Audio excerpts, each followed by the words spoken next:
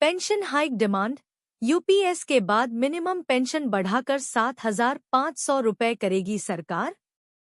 जानिए वित्त मंत्री ने क्या कहा। Nirmala Sitharaman on minimum pension. केंद्र सरकार ने पिछले दिनों सरकारी कर्मचारियों की पेंशन बहाली की मांग पर एक कदम आगे बढ़ते हुए यूनिफाइड पेंशन स्कीम यूपीएस को मंजूरी दे दी है। इसके साथ ही अब प्राइवेट सेक्टर से रिटायर होने वाले कर्मचारियों की न्यूनतम पेंशन को बढ़ाकर 7,500 रुपए करने की मांग ने जोर पकड़ लिया है। प्राइवेट कर्मचारियों के पेंशनर्स का संगठन पिछले काफी समय से पेंशन बढ़ाने की मांग कर रहा है। इसी मांग के सिलसिले में संगठन के प्रतिनिधियों ने वित्त मंत्री निर्मला सीतारमण से मुलाकात की है। सरकार बुजुर्गों की जरूरतों के प्रति संवेदनशील। वित्त मंत्री से मुलाकात के दौरान न्यूनतम पेंशन को बढ़ाकर 7,500 रुपए महीने करने की मांग की गई। समिति के अनुसार सीतारमण ने आश्वासन दिया कि सरकार उनकी जरूरतों के प्रति संवेदनशील है और उनकी मांग को पूरा करने का रास्ता निकालने का प्रयास करेगी। ईपीएस 95 राष्ट्रीय संघर्ष समिति एनएसी में करीब 78 लाख रिटायर पेंशनर्स और औद्योगिक सेक्टर के 7.5 करोड़ कार्यरत कर्मचारी शामिल हैं। समिति ने बयान में कहा, वित्त मंत्री ने प्रतिनिधिमंडल को आश्वस्त करते हुए कहा है कि सरकार बुजुर्गों की जरूरतों के प्रति संवेदनशील है और ईपीएफओ की तरफ से रखे गए प्रस्ताव पर गंभीरता से विचार कर रही है। 1450 रुपए से बढ़ाकर 7,500 रुपए की जाए पेंशन। समिति के अनुसार वित्त मंत्री ने अपना आश्वासन दोहराया कि सरकार पेंशनर्स के लिए वित्तीय सुरक्षा सुनिश्चित करने के लिए प्रतिबद्ध है और इसका समाधान निकाला जाएगा। केंद्रीय श्रम और रोजगार मंत्री मनसुख मांडविया ने इसी महीने ईपीएस 95 एनएसी प्रतिनिधियों से मुलाकात की थी और उन्हें आश्वासन दिया था कि सरकार उनकी मांग को पूरा करने के लिए जरूरी कदम उठाएगी। ईपीएस 95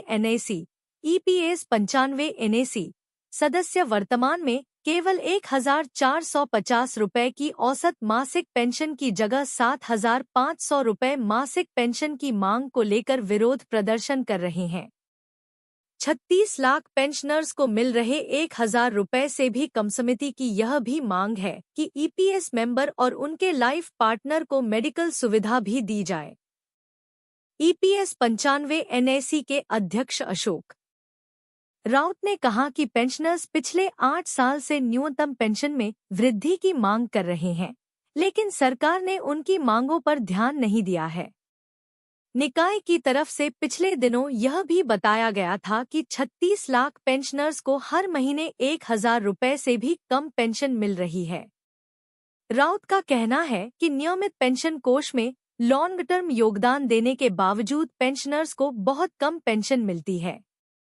नियमितीकरण पॉलिसी 2024 लागू कर सभी संविदा आउटसोर्स ठेका एवं कच्चे कर्मचारियों का होगा नियमितीकरण। New regularisation policy for temporary workers 2024 Bharat में सरकारी और गैर सरकारी संस्थानों में संविदा, आउटसोर्स, ठेका एवं कच्चे कर्मचारी बड़ी संख्या में कार्यरत हैं।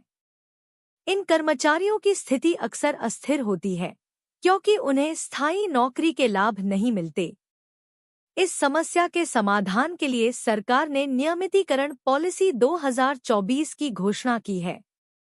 इस पॉलिसी का उद्देश्य इन कर्मचारियों को स्थायी रोजगार प्रदान करना है, जिससे उनकी आर्थिक सुरक्षा सुनिश्चित हो सके। इस लेख में हम इस पॉलिसी के विभिन्न पहलुओं और इसके प्रभावों पर विस्तृत चर्चा करेंगे। नियमितीकरण पॉलिसी 2024 का मुख्य उद्देश्य। नियमितीकरण पॉलिसी 2024 का मुख्य उद्देश्य अस्थायी कर्मचारियों को स्थायी नौकरी का दर्जा देना है। यह पॉलिसी उन कर्मचारियों के लिए राहत लेकर आई है जो लंबे समय से अस्थायी आधार पर काम कर रहे हैं और जिन्हें स्थायी नौकरी की आवश्यकता है। इस पॉलिसी के तहत निम्नलिखित बिंदुओं पर ध्यान दिया गया है: समान वेतन और सुविधाएं। संविदा और आउटसोर्स कर्मचारियों को स्थायी कर्मचारियों के समान वेतन और सुविधाएं प्रदान करना। नौकरी की सुरक्षा। अस्थायी कर्मचारियों को नौकरी की सुरक्षा प्रदान करना ताकि वे अपने भविष्य को लेकर चिंता मुक्त रह सकें। कार्यस्थल पर समानता, सभी कर्मचारियों के लिए समान कार्यस्थल माहौल सुनिश्चित करना। योजना का अवलोकन, विशेषता विवरण। योजना का नाम नियमितीकरण पॉलिसी 2024। उद्देश्य संविदा, आउटसोर्स, ठेका एवं कच्चे कर्मचारियों का नियमितीकरण। लाभार्थी अस्थायी कर्मचारी, प्रमुख लाभ अस्थायी रोजगार, समान वेतन, नौकरी की सुरक्षा। लागू होने की तिथि 2024। जिम्मेदार विभाग, श्रम मंत्रालय। पॉलिसी के लागू होने के प्रभाव, आर्थिक सुरक्षा। इस पॉलिसी के लागू होने से लाखों अस्थायी कर्मचारियों को आर्थिक सुरक्षा मिलेगी। उन्हें स्थायी वेतन मिलने से उनके जीवन स्तर में सुधार होगा और वे अपने परिवार की बेहतर देखभाल कर सकेंगे। सामाजिक प्रभाव, नियमितीकरण से न केवल आर्थिक बल्कि सामाजिक स्तर पर भी सकारात्मक प्रभाव पड़ेगा। कर्मचारियों को समान अवसर मिलने से समाज में समानता बढ़ेगी और भेदभाव कम होगा। सरकारी विभागों पर प्रभाव, सरकारी विभागों में कार्यरत संविदा और आउटसोर्स कर्मचारियों को स्थायी करने से विभागों की कार्यक्षमता में वृद्धि होगी। इससे सरकारी योजनाओं के क्रियान्वयन में तेजी आएगी और जनता को बेहतर सेवाएं मिलेंगी। डिस्क्लेमर, यह लेख केवल जानकारी देने के उद्देश्य से लिखा गया है।